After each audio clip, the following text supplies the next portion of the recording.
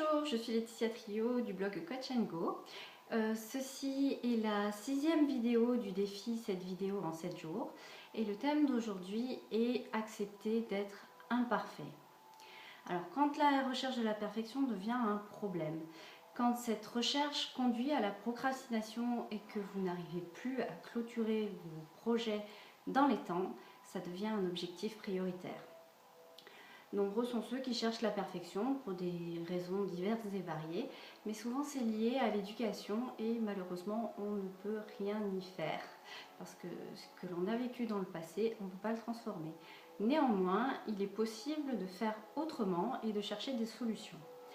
La première partie pour pouvoir avancer, c'est d'accepter que la perfection n'existe pas.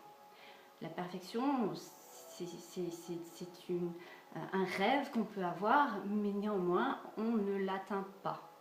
Il faut accepter que toute chose et chacun d'entre nous est parfait dans son imperfection et que cette imperfection est finalement le piment qui existe dans ce que nous sommes et c'est un avantage à prendre en considération. Alors, acceptons-nous tels que nous sommes et passons à la prochaine étape. La prochaine étape, c'est donc d'accepter nos imperfections et les imperfections des projets et des choses que l'on mène comme étant des opportunités. Nombreux sont les artistes qui travaillent avec leurs mains ou qui fabriquent des choses artisanalement et ils savent très bien que l'imperfection, ça va être ce qui va donner du cachet à leur œuvre et c'est ce qui va faire la différence entre une œuvre d'un artiste, d'un artisan qui sera unique et quelque chose d'industriel.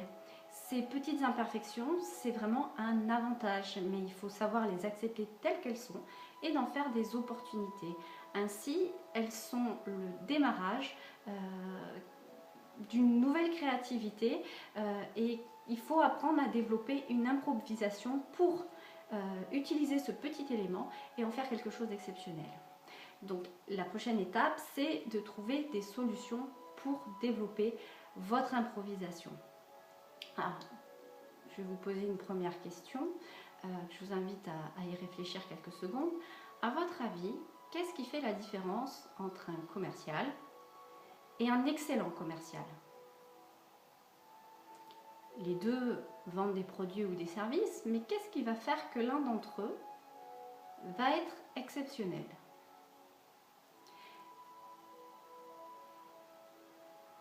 Ils ont les mêmes outils, ils vendent les mêmes services, leur personnalité, certes, qui fait la différence.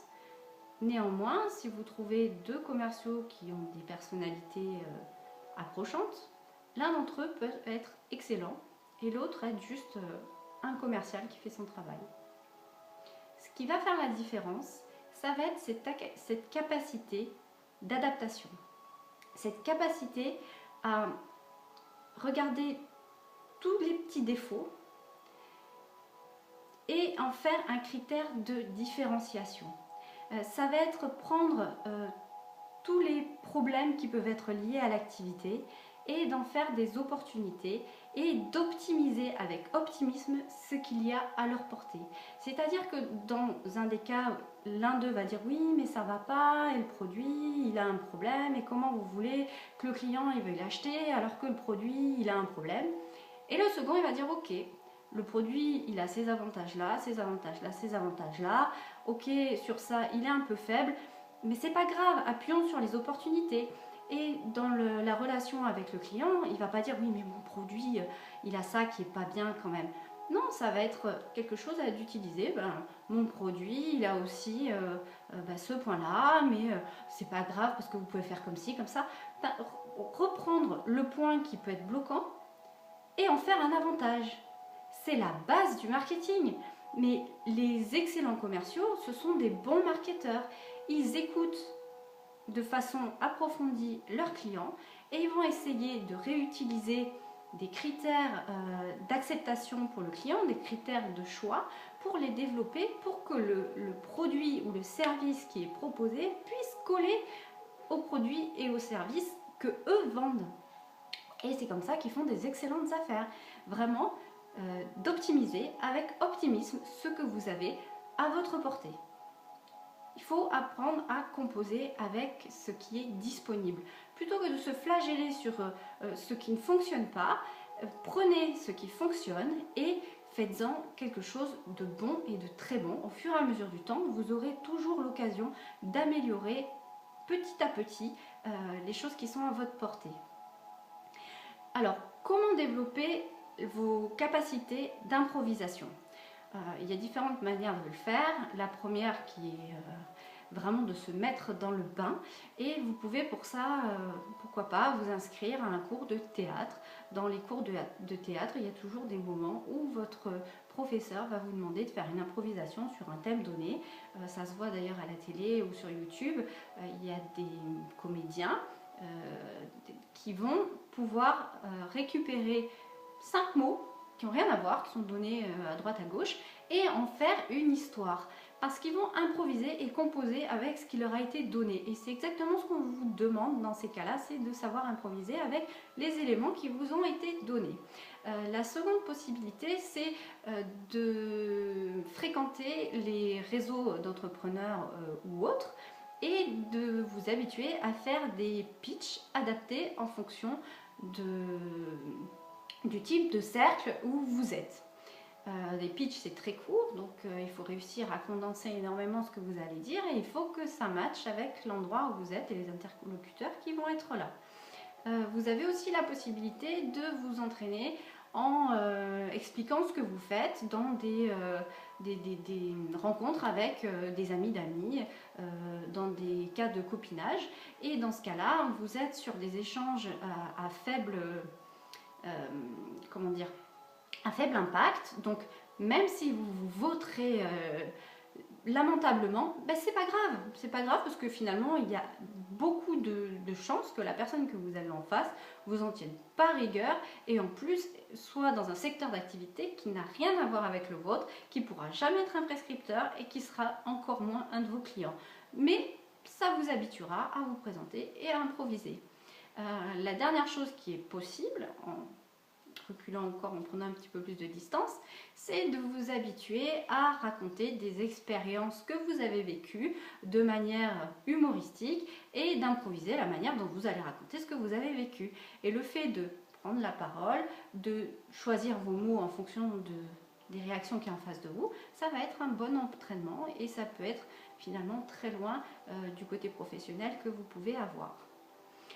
En bref, la recherche de la perfection, c'est malheureusement souvent une perte de temps.